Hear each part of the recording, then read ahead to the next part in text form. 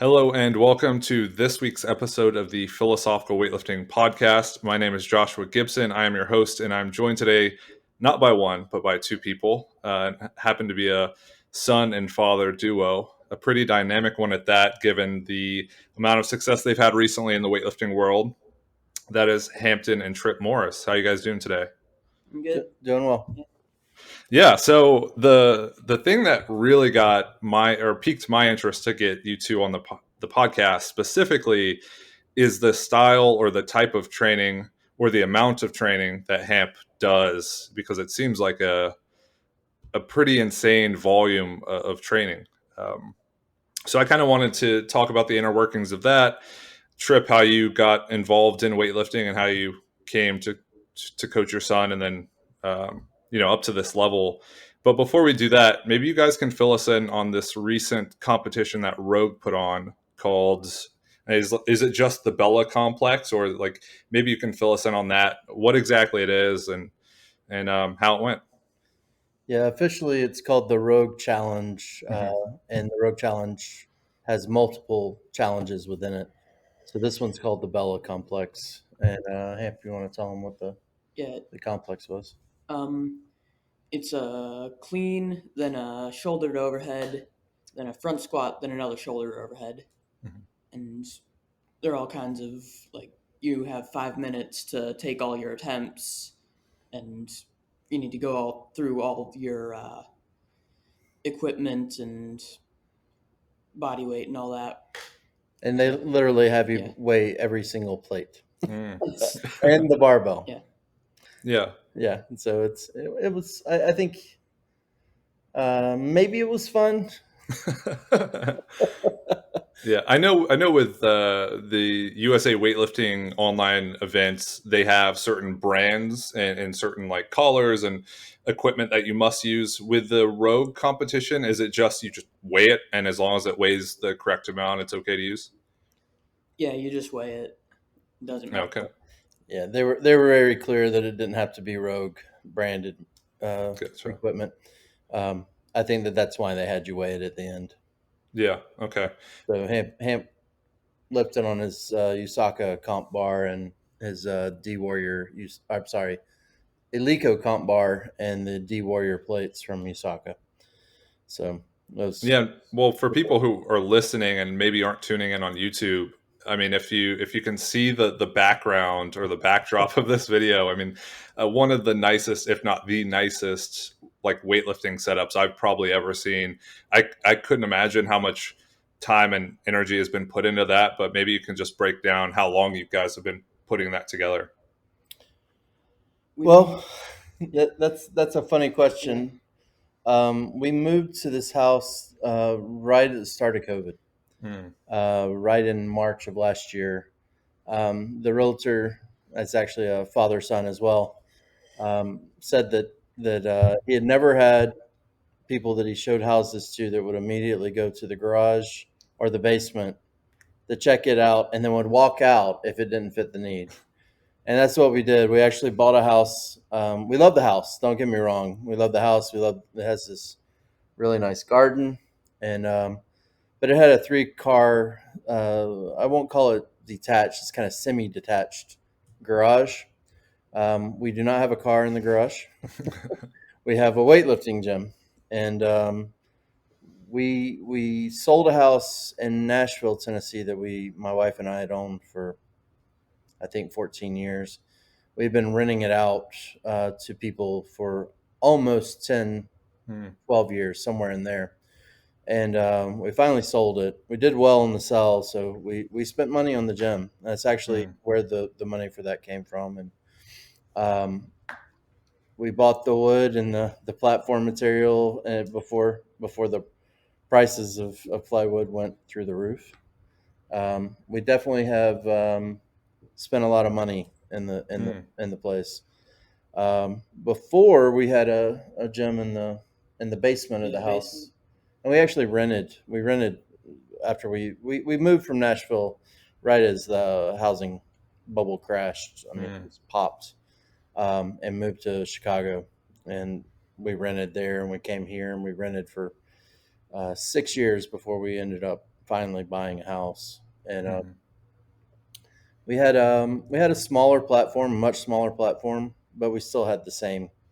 Still, it's the same. It wasn't that different, but we have upgraded many things and gotten some new toys.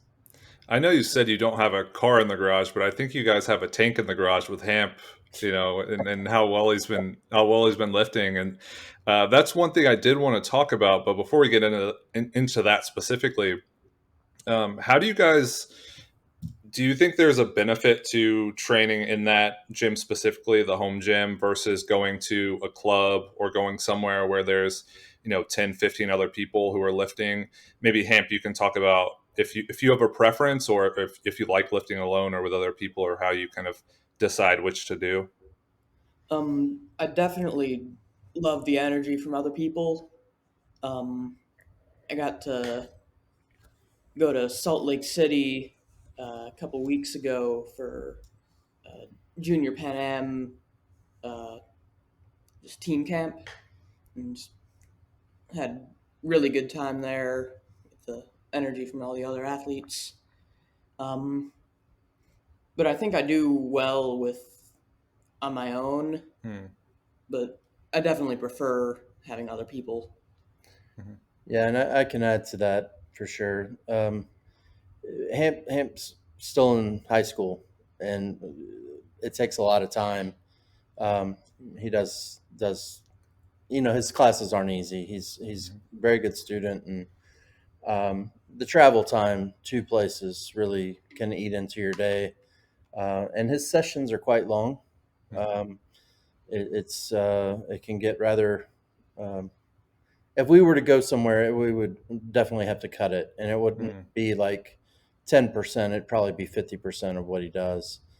And just the ease of just being able to walk inside and go to the bathroom and take care of the dogs, not have them cooped up in their in one room all day. And there are a lot of benefits to not just weightlifting, but the stress of life, of not having to go places. So Yeah, and I know that a lot of people typically get a performance boost at a competition because of the crowd, because of the energy. Is that something you guys would take into consideration if he is going to train somewhere else, or if you do have a big meet in the books? Is it something where, hey, we know we're going to get a big jump because normally we just train at home and we have to manage our expectations and energy when we're kind of just, I guess social media does help somewhat with that, but just being by yourself and going for record attempts can be a little more challenging if there's not a huge crowd cheering for you. It definitely does help me. I'll say he lifts what's on the bar at competitions. I mean, he really does a good job of not getting wrapped up in what's on there, unless he misses. And then if he misses, then there's always a conversation because he knows he's not going to get anywhere near what he wanted to have at the end of the day. But he shows up here in the space pretty well. Not every day. It's not possible, but I'd say it's not possible in a gym full of people either. And I don't know if there's really a. I think it's easier, Josh, when you have people around to hit a big number. Just mentally, like you feel more energetic, but you can either do it or you can't do it. I don't think that the crowd or the group of people that you're around really sets that up. You just feel more confident, maybe if people are yelling for you, or if you've got good music or whatever that motivator is for you. I question if it's all anecdotal or if it's real. I do question that. So it's kind of that idea that you're prepared for the weight that's there, and that can be more or less than you want. But with a crowd, maybe you're more convinced that you can make it, rather than kind of doubting yourself. I think you definitely feel the energy. And I mean, I'll be the first at like a local meet to like raise my hands up and tell people to make some noise. But I don't know if he's convinced he can make it, and I put it on the bar, I believe he can make it, then he'll make it. Like that's the way I feel. If something goes wrong, it goes wrong. It's just part of life. But yeah. Well, Hamp, what does motivate you to take, those massive attempts at PR weights or, rep max PRs or whatever it may be? Because you're a relatively young kid, obviously training by yourself or with your dad, and um, a 120 snatch for anyone's going to be difficult, but let alone if you're 60 plus kilos going for it and it's some sort of record. So what fuels you to train as hard as you do and to take the lifts that you take? Music goes a lot into the energy. Sometimes I'll save videos of people that I might be competing against.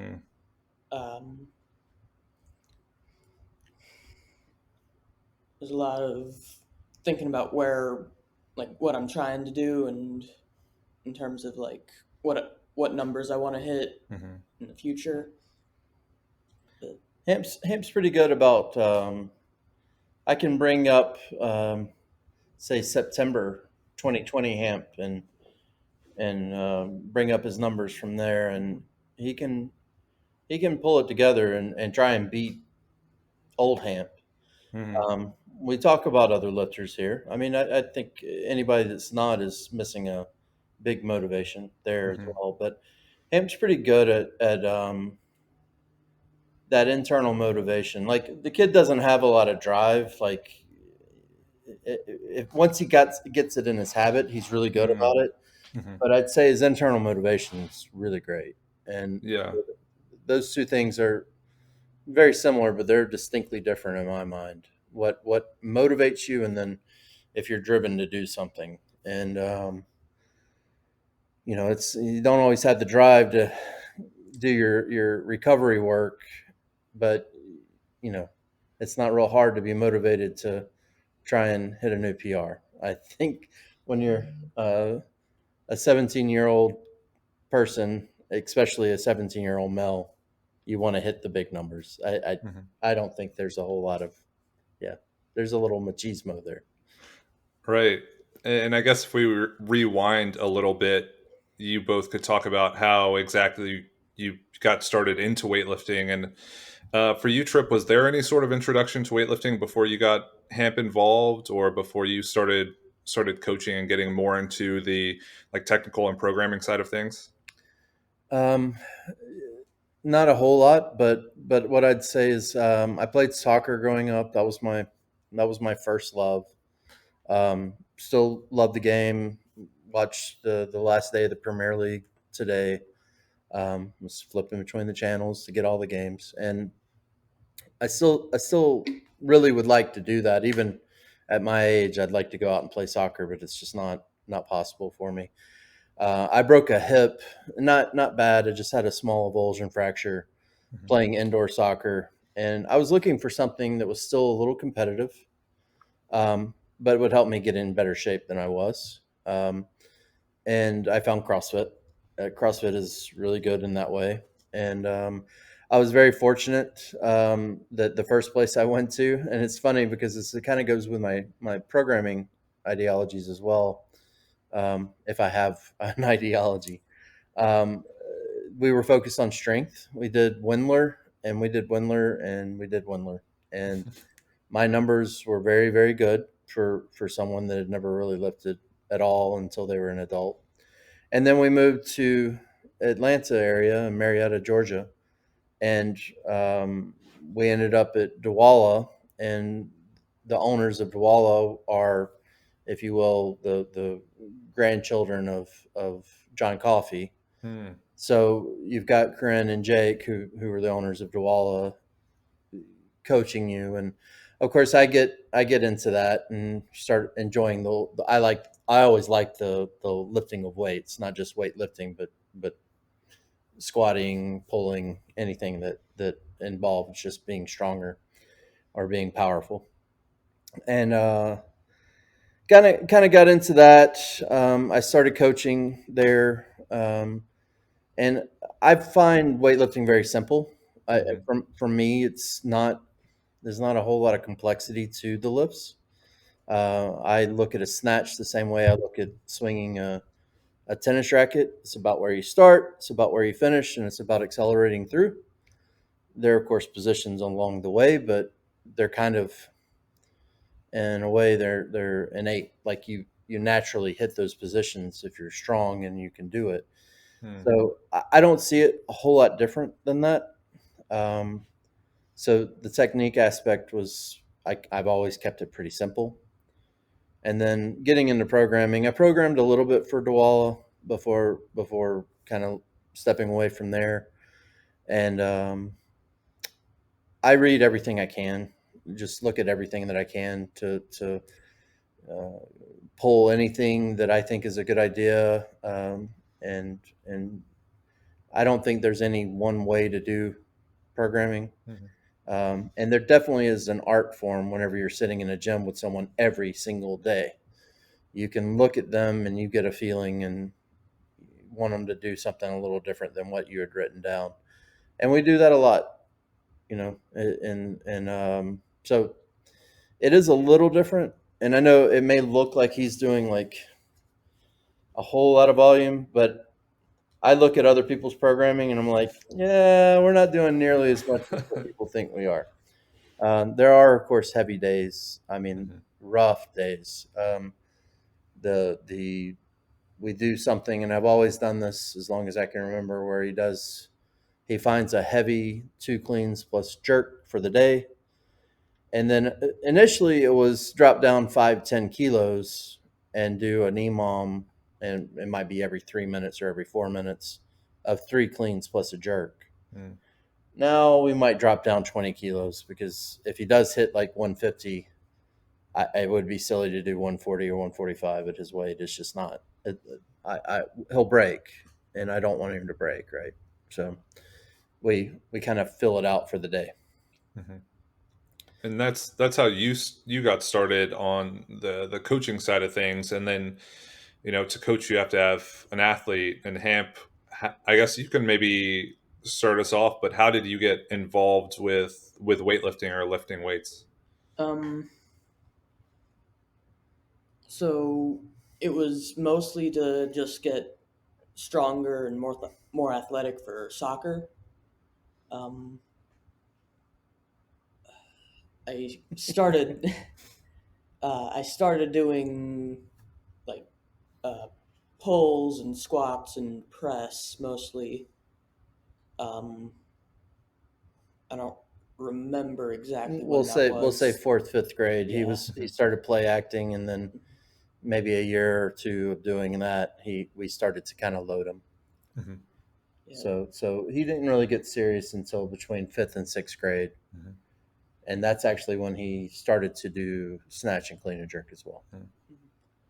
And after that, my first competition was my first local competition was summer 2016. That was 5 years ago, so 6th grade. Summer after 6th grade. Then my first national competition was the summer after that. That was Youth Nationals 2017 in Atlanta. And that was about the time that I stopped playing soccer. Started prioritizing lifting. Yeah. And up to that point, I think he was training 3 days a week. But he was squatting, a lot more than that. So I'd say for that first year, where during 7th grade, we'll say, it's easier to talk about grades than age. During 7th grade, he would go to work with my wife, who actually still to this day works at Dwala. And she had an early client, and he would lift while she was with the client, like doing personal training. And so he was doing that, and then he would lift 3 days a week with me. Actually, would lift he did get coached by Corinne Francis, who's one of the coaches or the owners of Dwala. She and I would sit with him 1 or 2 times a week, and he would do movements, and then I would at home we would lift as well or at the gym. But I guess I'm the one that kind of made him say, "Hey, either we're going to do weightlifting series or we're going to let you play soccer and you can keep dabbling in weightlifting." Because it was every time he'd go down in soccer, every single time. Hamp, there's not a gradient of pain. It's either 100% it hurts or it doesn't hurt at all. And he would audibly scream like, "Oh my God, my leg's falling off," you know. And I was like, I can't do this anymore. You've got to make a choice. You're going to give me a heart attack doing this. So it was an easy choice for him. I think he really enjoys weightlifting, but he's also very good. And I think it's easy to like something when you're very good. Yeah. Right. So I guess you were 12 and in seventh grade or thereabout when you made that decision. But what did you enjoy so much about weightlifting or lifting weights that it would draw you away from something like soccer? A lot of it was that I was just good at weightlifting, and that last season of soccer, I think the first half of the season, I don't think we won any games that first half. I think the answer is not. It doesn't require a lot of introspection. Yeah. It really is about being good versus not being very good. Interesting. Yeah. Okay. And then 12-year-olds don't really have self-awareness. Right. Well, actually, that's a decent segue into one of the things I did want to talk about. I guess, Hamp, when you first started, and Tripp, maybe you can talk about this, but what was the lifting like that first year when, for the first time he grabbed a bar? Because, we have a lot of coaches and athletes who listen to this podcast and maybe need some idea generation for coaching youth athletes or younger kids, and then how to keep them interested and involved for 4, 5, 6 years so they can actually start to realize whatever potential they do have. Yeah, there's a lot in that question. So first, I think there was a connection between the two of us that helped both of us come to it, right, and continue to keep coming day after day or week after week. And I don't think that's. I think that's unique. I don't know that you get that everywhere, especially with the one-on-one aspect of it. But as far as the exercises or what he was actually doing for that first year, I think I have his notebook in the gym somewhere near me, but I'm not sure where it is.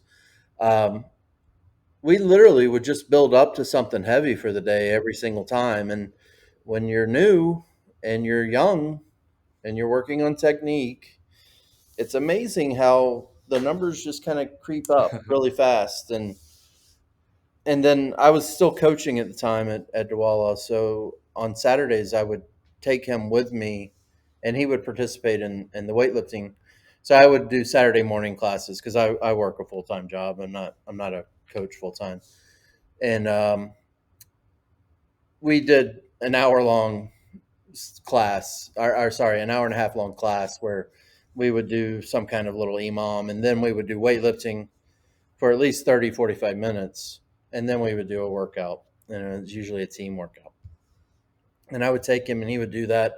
And of course, talking about he showed off.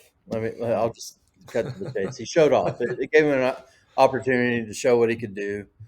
And it was pretty quick that he started to encroach upon the American record for boys or school age boys, whatever they call it.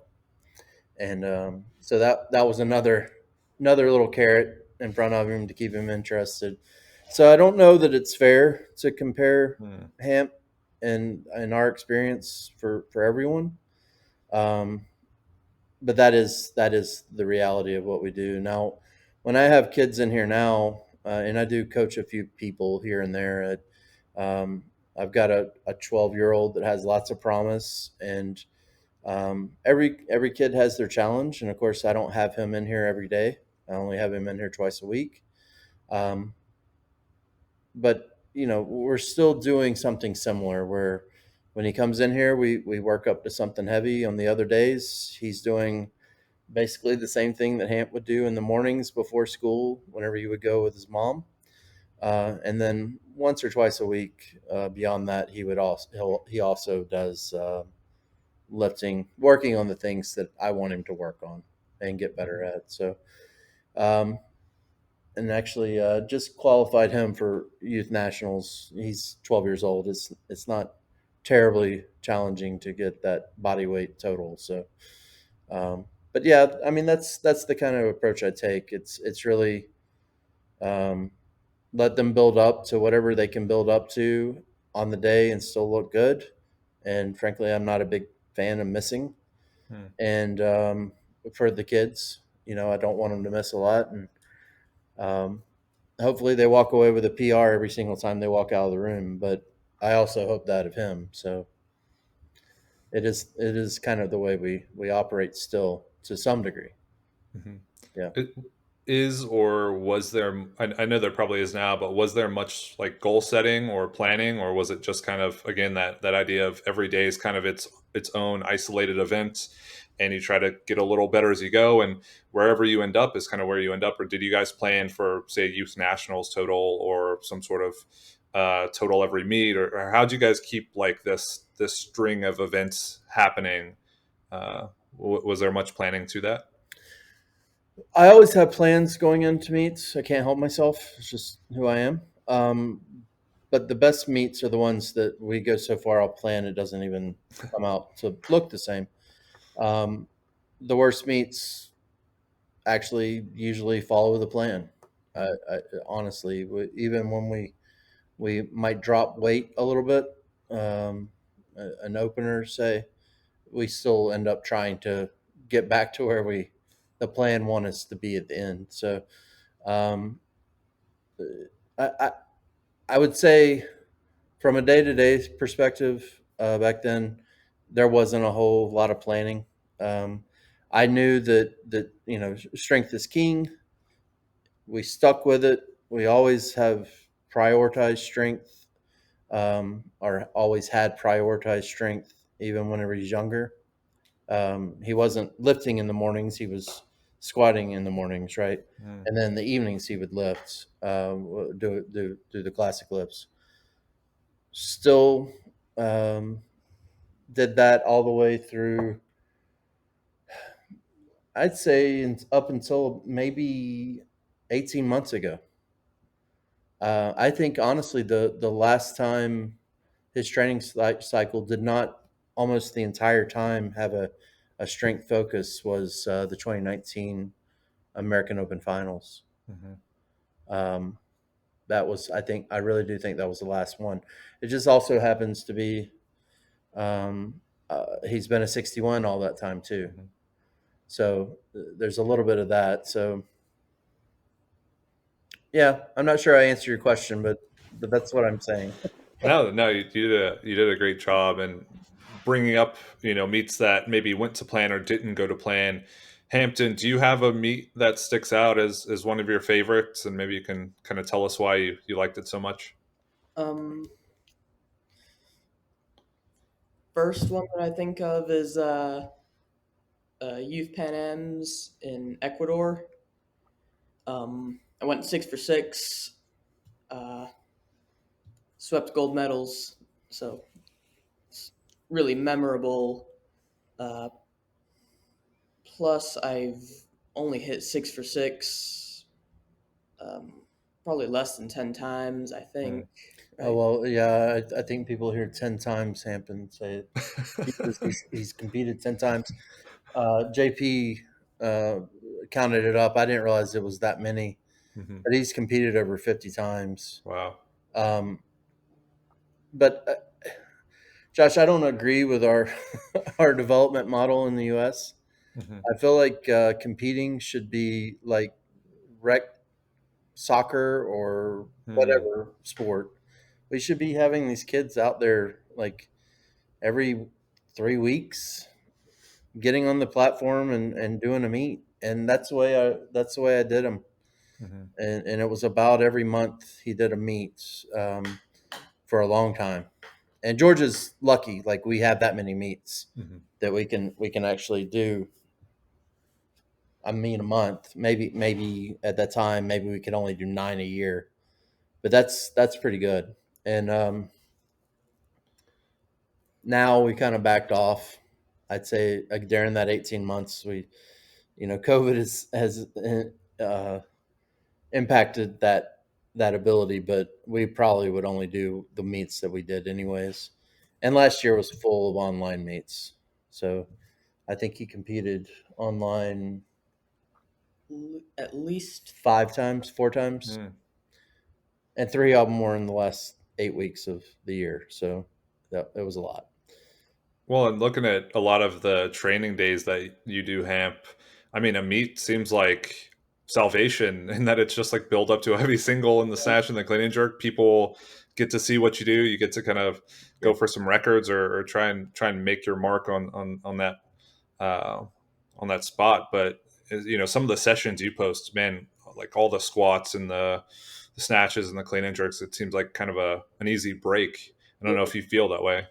Yeah, my max out sessions are by far my shortest, except aside from the easy day. Yeah, the light Friday session. He has a day where he takes less than an hour to it's warm up. less than 15 reps and maybe 16 reps total snatch and clean and jerk, and probably 300 kilos of total volume. I mean, it's almost nothing. That's once a week. Then he does have his rest day. Historically, I think the day after max out is typically a Sunday, and I don't let up on Sundays. It actually tends to be a really tough day, mentally challenging, emotionally challenging. Usually, everybody's frustrated in this room. It's a rough day. And then Wednesdays are kind of a funny day. They can be the best day of the week. He can hit his best numbers on a Wednesday, and I personally haven't figured that out yet. I know Dane Miller talks about some athletes need to lift heavy before they lift heavy. I don't think Hamp's like that, but Wednesdays sometimes turn out to be really crazy good. He'll do doubles or something at a very high intensity, and he'll do like 6 sets, 7 sets. And I know I can challenge him on those days. And some days it's a shit show. It's not good, and it's worse than Sunday in terms of emotionally frustrating and draining, and everybody's yelling at each other. And yeah, it's not all rainbows. Sometimes it's rough. Right. I mentioned it a handful of times, like the amount of training that we kind of see on Instagram and the lifts that you do, Hamp. But could you guys walk us through what a training week actually looks like? Say you just wrote a new training block out, maybe a little ways from competition, so you're not trying to peak the lifts necessarily, but what does like a normal training week look like? Yeah, so I do 4 phases. The fourth is 2 weeks out. It's really a taper. And it's pretty simple. The volume goes way down, and we increase the intensity. It's exactly what you would expect. The first phase, he rarely is able to do everything I write down for his programming.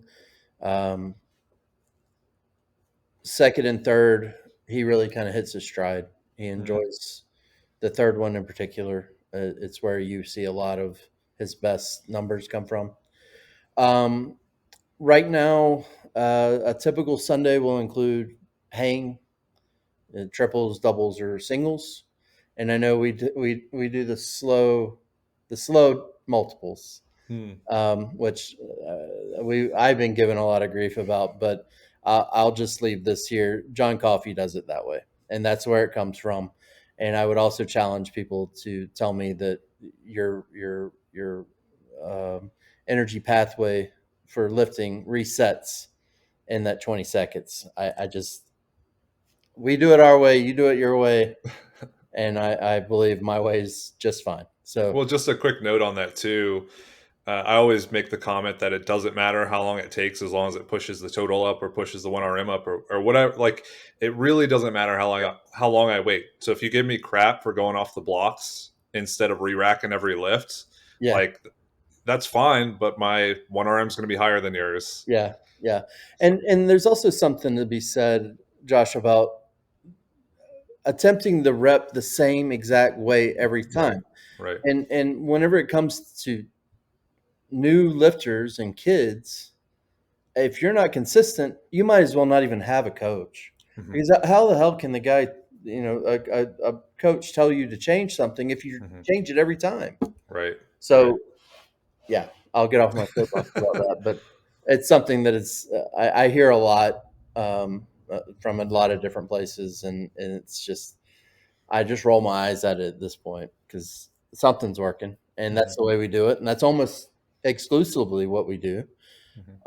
We don't do a lot of variation. So, Well, when you say that, like a kind of a longer rest set, do you guys just step away from the bar, take as much time as you need, Hamp, or is there any kind of rhythm or rhyme to it, or is it yeah, just I typically for a heavy one, like he might be going, I don't know, he's getting close to PRing, we'll say, you know. I will usually count for him, and I'll count to like 13 for a snatch, and maybe 17 for a clean and jerk. It does take him a little time to set up for the clean and jerks usually. Snatches not so much. He usually just steps up and takes it, but the clean and jerk. So that does change. So the first one might be 13 seconds, and the second one might be 20 seconds. Um, and that's just what we do. And like I said, I have a hard time believing that you know any energy pathways resetting that fast. That just so let's execute the lift the same way the first one went. But back to the question, so he'll do hang work on Sunday. Depending on which phase he's in, he may or may not have pulls after. Um, Monday, usually a classic lifts. I have gotten to where I don't program jerks on Monday, but that's relatively new. And it usually is pretty tough. I don't know percentages. I think last week on Monday you did 108 for snatch and maybe like 140 for clean, and it was just cleans, and there were doubles. And there are a number of sets, and it's challenging. It's a challenging day. And then on Tuesdays, usually the blocks, snatch, balance, jerks. If we do that kind of work, we're looking for beating his best, whether it's 3, 2, or 1.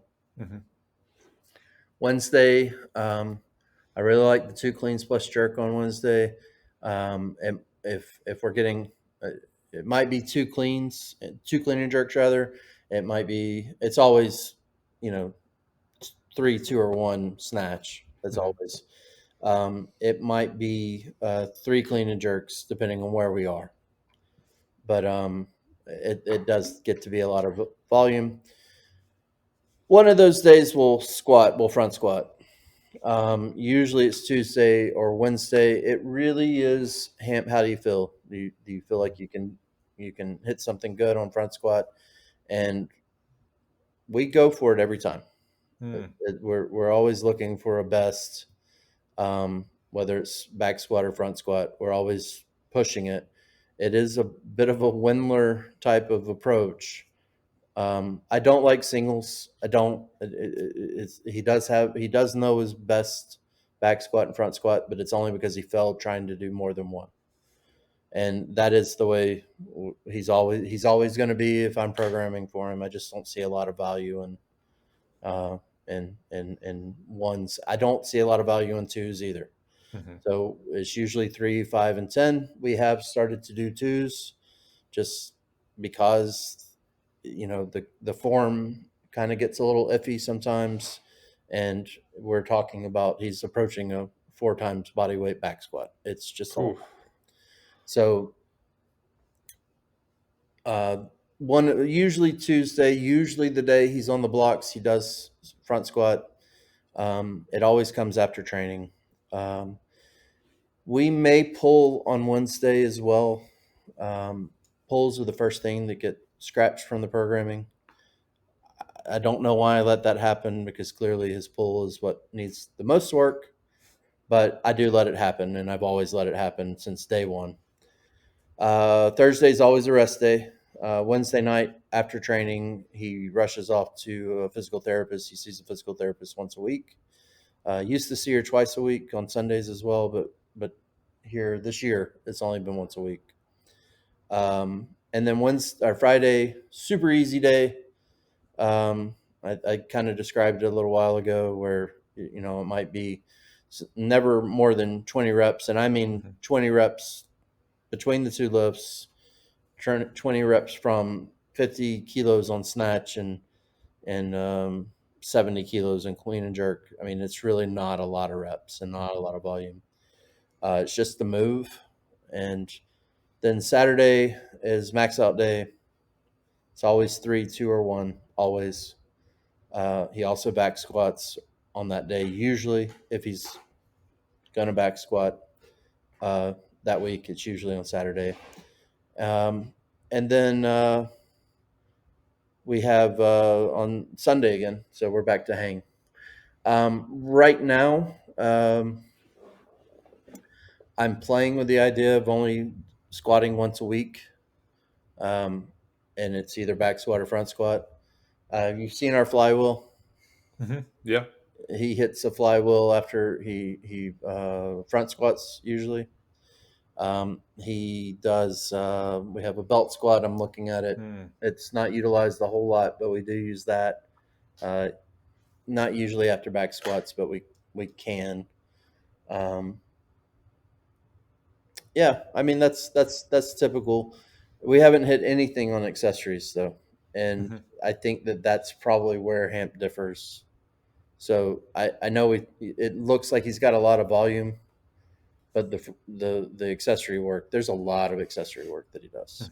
I mean, it's probably too much, but I'd rather him spend a lot of time doing it than and try to fix some of the things that need to be fixed.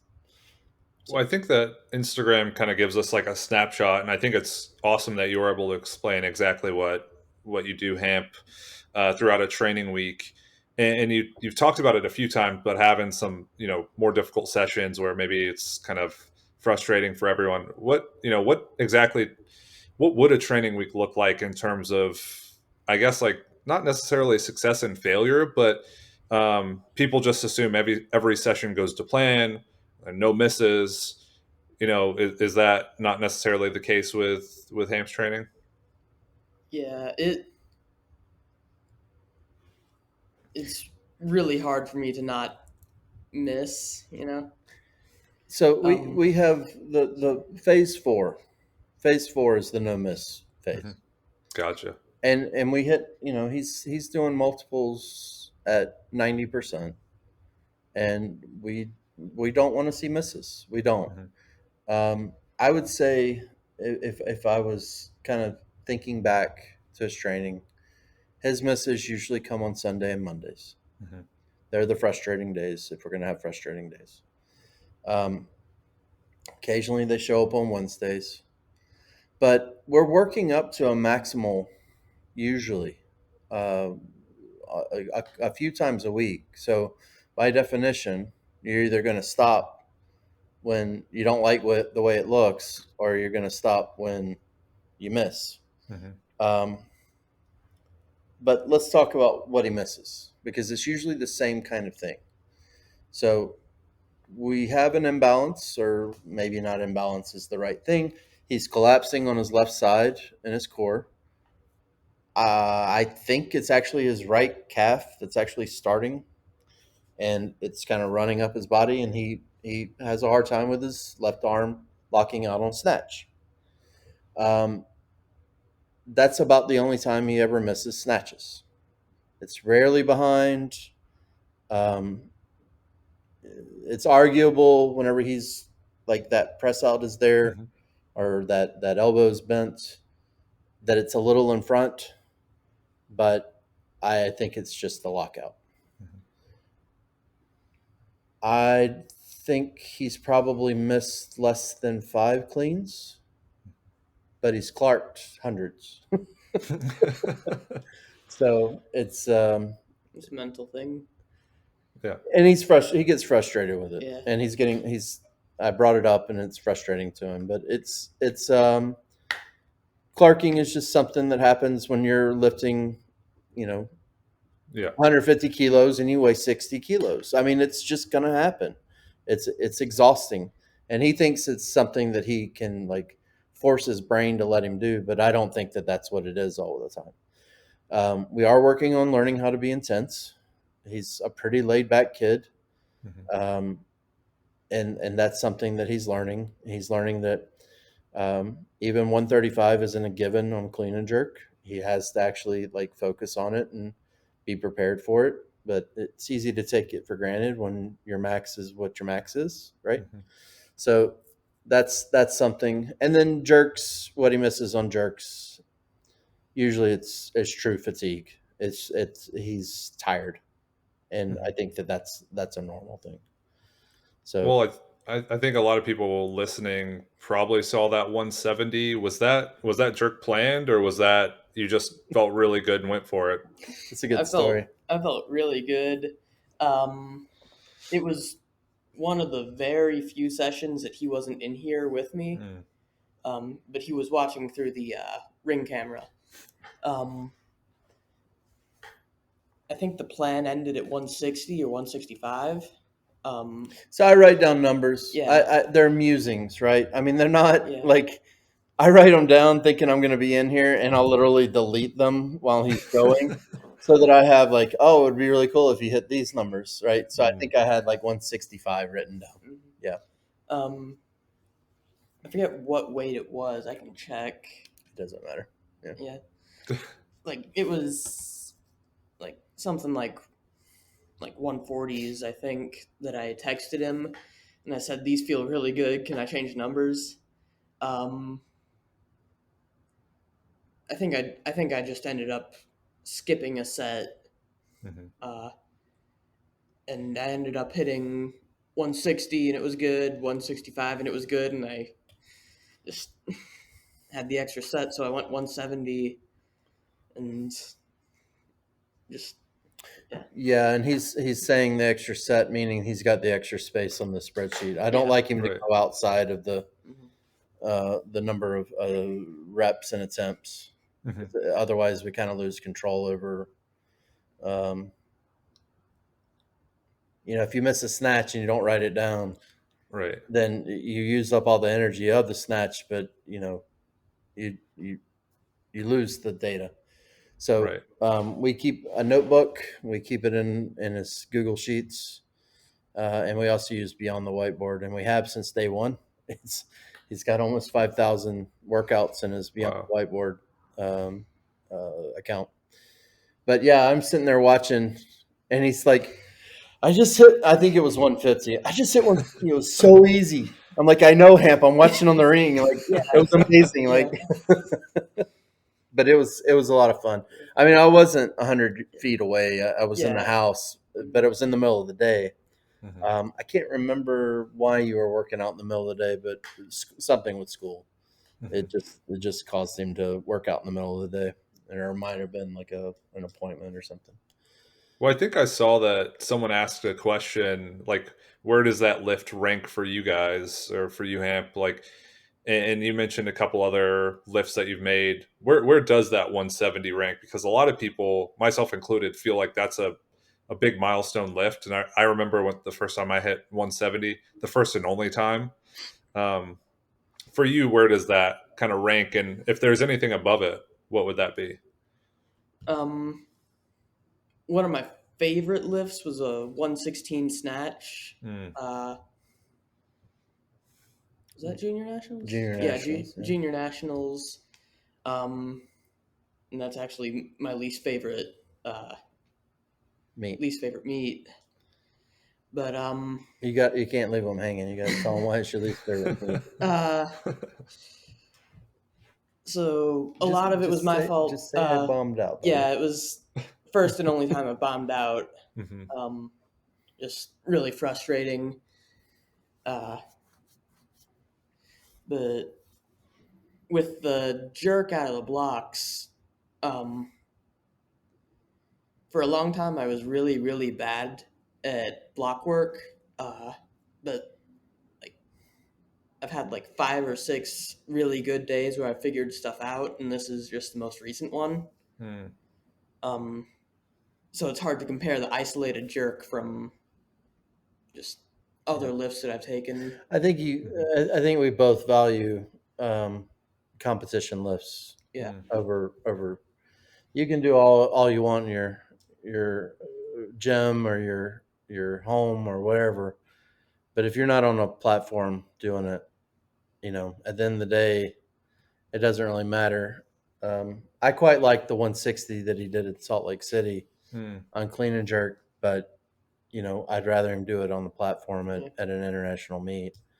That's more interesting to me, and I think it probably is to him too. So, these feats of strength on back squat, I probably would value, if we're talking about training lifts, I would probably value almost every huge back squat he's had over the jerk from the blocks personally. I'm partial. I enjoy watching him hit these crazy numbers on squat. Yeah, squat was it like 180 for a set of 10 or something like that? Yeah, then 1 week later I hit 185 for 9, failed on the 10th. Yeah. Yes. So when you program something like that, is it kind of the same setup where it's like 10 for 3 weeks and then 5 for 3 weeks and 3, or like how do you kind of decide? No, I actually reps? do 10 for a week, 5 for a week, 3 for a week, and then we start over again. Okay. Yeah. And then is the percentage, you said it's kind of like a maximal effort. Is that when you do the 10? Yeah, I look at what he's done before. Now it really depends on what kind of shape he's in. Let me start that way. I mean, if he's not in great shape, then instead of starting for a PR, we might do a couple of cycles of 10s for So that phase 1, if like I'll use this time last year, he was dealing with some soft tissue. I don't know what it was. Soft tissue below his quad tendon in his knee got pinched. He was walking the dog, and the dog made him hyperextend his knee. And so, I mean, we lost a lot of time, and he really fell back. There were confidence issues. There was a lot of issues. And when he came back, we stayed in that phase 1 for a really long time. And we did a lot of like front squat 120 for, I think one day he did like 40 reps at 120. That's a lot for most people. It's double body weight for 40 reps. And then back squat, maybe he did 150 for sets of 10 and called it a day. But whenever we're doing like kind of the sweet spot for him is doing the 10, 5, 3. And I mean, let me just open it real fast, Josh, so I can look at it. So today, he did front squat. He didn't hit a PR, so it's not every day. But he had 1, 2, 3, 4, 5 total sets. And the first one 70, and he did 5 reps. The second one was 120, did 4 reps. Third, 150 for 3. And the one before his attempt, I won't tell you what he ended on because he's not going to be happy about it. But he did 170 for 2 and then bumped it up. And he was going for a PR at 180. And he was looking for 5, and he didn't get it. It's not close. So it's not every week he hits a PR for sure. But he also had we haven't even talked about this. He dropped a 70-pound metal shelf on his foot on Monday. And we were in the ER, urgent care, on Monday night dealing with that. So we kind of, we dodged a bullet there. He's not broken anything. He's not really had any pain. No soft tissue damage. Everything looks good, except for his foot, which is purple. Yeah, bruised. But everything else is, I mean, no swelling anymore and stuff like that. So, you know, Yeah. I'll take where we're at. Yeah. We're okay. I was in the gym lifting the next day, and it was a pretty good day of lifting. It was a real good day of Yeah. lifting. Yeah, he hit 108 for 12 reps on snatch and worked up to 145 on 2 cleans plus jerk, Yeah, sounds right. and then did 130 for 3 cleans plus jerk for 5 sets or Yeah, something 5 like that. sets. I mean, he was fine the next day. Mhm. Like, we dodged a bullet. I mean, that was a serious concern. Yeah. Just like in the span of time that you guys have been competing and together, I guess, has there been any serious injury or anything that's set you back a lot besides kind of that little quad thing you mentioned? Yeah, so we met the physical therapist that he has when he strained his adductor. Was it your adductor? Adductor. Yeah. Left side. Um, I thought that I was doing a smart thing, and I sent him to the gym with my wife one night and took my daughter to soccer practice, and he was doing max height box jumps, and I don't remember what year that was. I think it was 2018, maybe. Right before AO finals, I remember that. And he did roll well on it, and then afterwards he was doing max distance, triple broad jumps. So he was doing 3 jumps. And I guess he hurt himself because he didn't tell me. That's why I say I guess. And we were going through this for, I don't know, it was a couple of weeks. And he was doing snatch balance. And the snatch balance, like the amount of shifting and trouble he was having with the weight that should not have been a challenge at all. I'm like, what's going on with you? What are you hurting? And he said, yeah. And then it comes out. And at that point, we're not that far from the competition. He gets worked up. Like, I can tell that he's tense about the story, but he forgets that he was only 14 years old. I mean, it's not. And Jesse took care of him, and I don't remember. He did not make a team. There was a team that we were wanting to make, but he did do okay, and he went out there and competed. And a kid that's not lifting anymore was one of these competitors that we would definitely talk about and bring up. He lost to him, and it was kind of a frustrating thing for him. So it is what it is. But that was the only other the only other injury. So I thought, oh, I'll give him some body weight stuff. He needs to take some time off, and of course I miscalculated, and yeah, we got kind of a little setback there. I'd say the biggest setback and the most frustrating one was last year, the quad tendon issue. That one, I wasn't sure he was going to come back. I mean, he should have been fine, and he just was not showing his strength was not coming back, and it was strange. But it did. It eventually did. Right. And it seems like regardless of those few things, you've been able to make tremendous progress. And that kind of begs the question, and maybe I can ask you, Hamp, and then Tripp, get you to kind of elaborate a little bit more on it. But what do you guys plan on doing in weightlifting? Is it just to take it as far as you can? Do you have, sights set on the Olympics? Like, what do you want to do before you stop weightlifting? I'm not planning on stopping, if that makes sense. Yeah.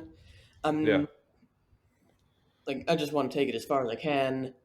And lately I've been thinking that I'll probably take some time between high school and college to train for the Olympics. Try to go in 2024. But I think it'll still be a big part of my career also.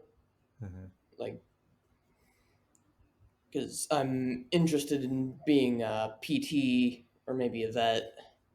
And Exercise those puppies, I guess. I don't know. it's more about the PT that I said that, but yeah, I'm just want to keep with it. Yeah, he's pretty good about focusing on the things that should be focused on.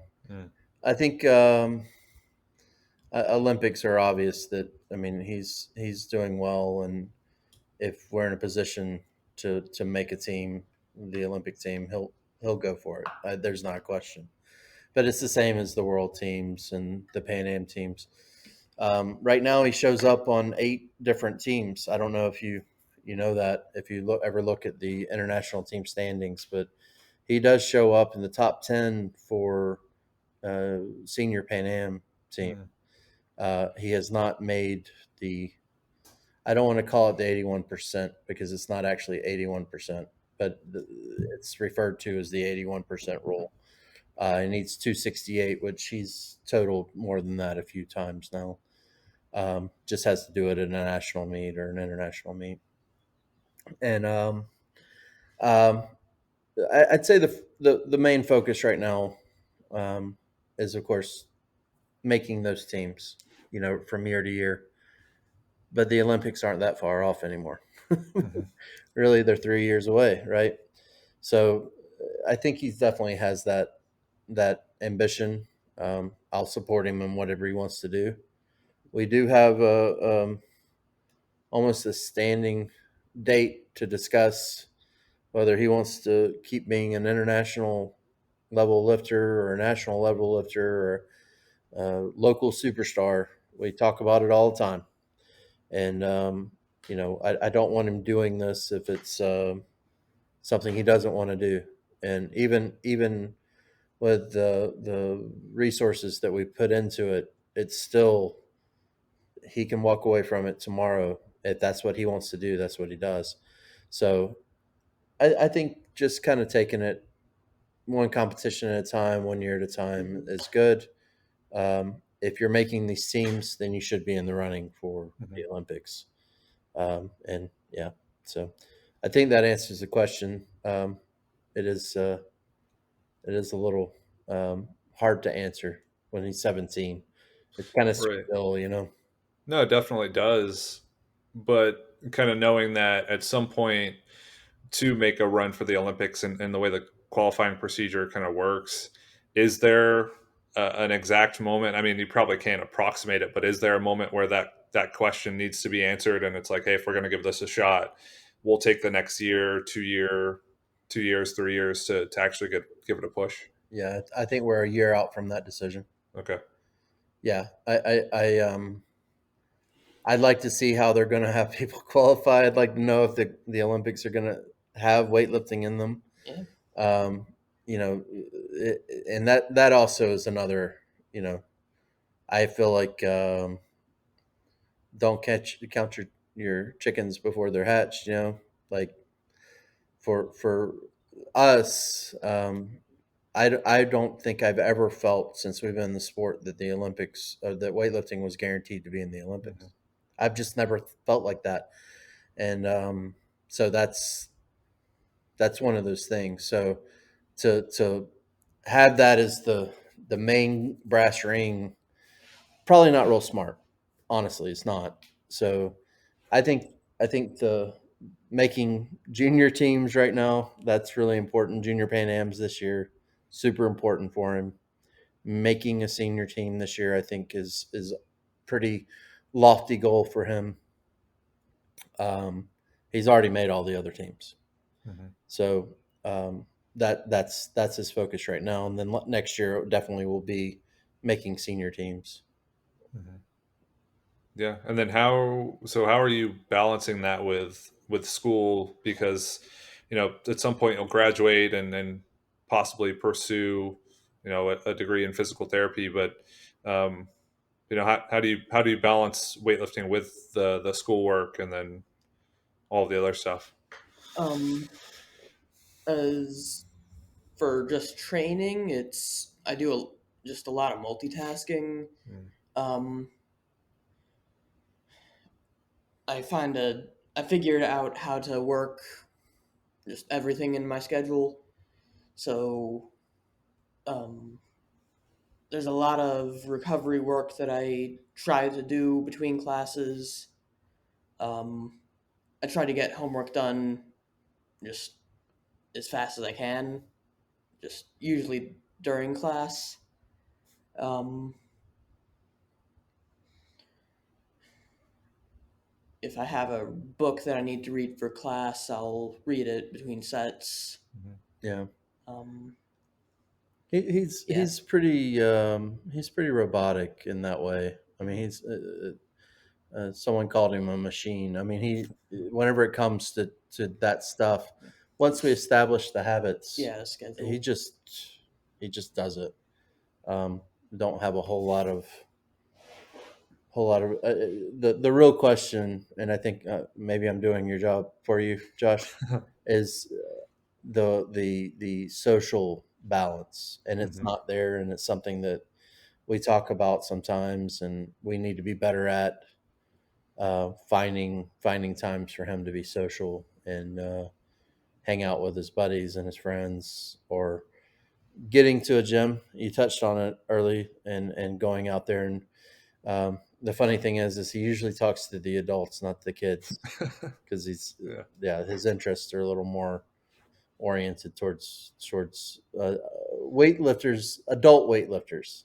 I won't say all adults. I think adult weightlifters in Hamp have similar interests. I think Walt demonstrated that with all the books and recommendations when we did the weightlifting scoop podcast. That definitely was kind of funny to me, because that is what what I've witnessed going to other places for him to lift. Even Mike Gatone with the Game of Thrones books. Mike Gatone is all about asking Hamp what he's reading, and yeah. So is that like the other interest is reading, and obviously kind of like schoolwork and weightlifting occupy so much time, and then you fill the rest with reading? He gets fussed at about reading. He always has. Like most kids, like, stop playing that damn video game. Put the freaking book down and do what you're supposed to be doing. Yes, that is the case with him. Yeah. I've always liked to read, but this year especially, I've been able to just find time to squeeze in some reading just everywhere. He hasn't turned on the TV, is what it is. Yeah. I mean, genuinely, instead of like when he's sitting there like heating his back or using compression boots or something, he picks up a book instead of picking up the remote. A lot of that is I don't have a guaranteed amount of time just every day or even every week that I can watch TV. And at that point, it's not worth it to me. Yeah. So, but he reads a lot, a whole lot. I'm not a reader, and it's funny. It's he gets it from his mom. As well as someone who enjoys reading, Hamp, do you have any favorite books or books that people who are listening can check out? I mean, because if they're good enough for you, I'm sure they're good enough for everyone else. Some of my favorites, I'll just tell you the authors. Neil Gaiman, Rick Riordan he's always been one of my favorites. John Irving's really good. I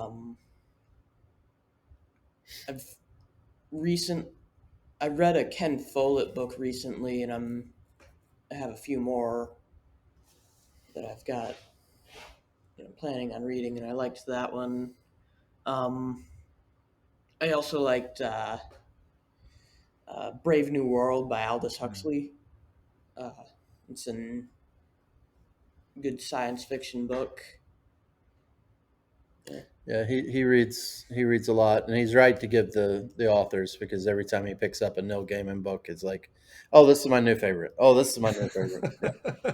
But with John Irving, for a long time, anybody asked him what his favorite book was, it was A Prayer for Owen Meany.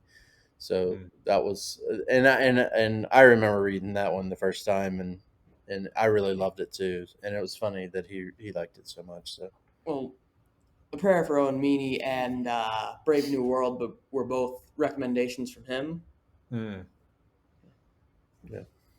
Very cool. So if people want to keep up with the reading antics, the weightlifting antics, and all of the other stuff that goes along with a day in the life, where can they reach out to you guys or find all of the content? My Instagram handle is at Hampton Morris with no punctuation or anything. And I think my Instagram handle is Riled Chemist with the underscore between Riled and Chemist. Yeah. Yeah. Awesome. And I don't have Facebook, and neither does Hamp. We deleted it. Makes your life happier. Yeah, definitely. It's all for the better. Well, that's awesome, and I'm sure people listening, probably enjoyed getting to know you guys a lot more, and because I'm sure they'll continue to see you both on a competition platform, nationally, internationally. For everyone who wants to keep up with my own antics, you can follow me at Josh_PhilWL. That's PhilWL. You can follow the club at Clintonville Barbell. And until next time, we will catch you guys on another episode of the Philosophical Weightlifting Podcast.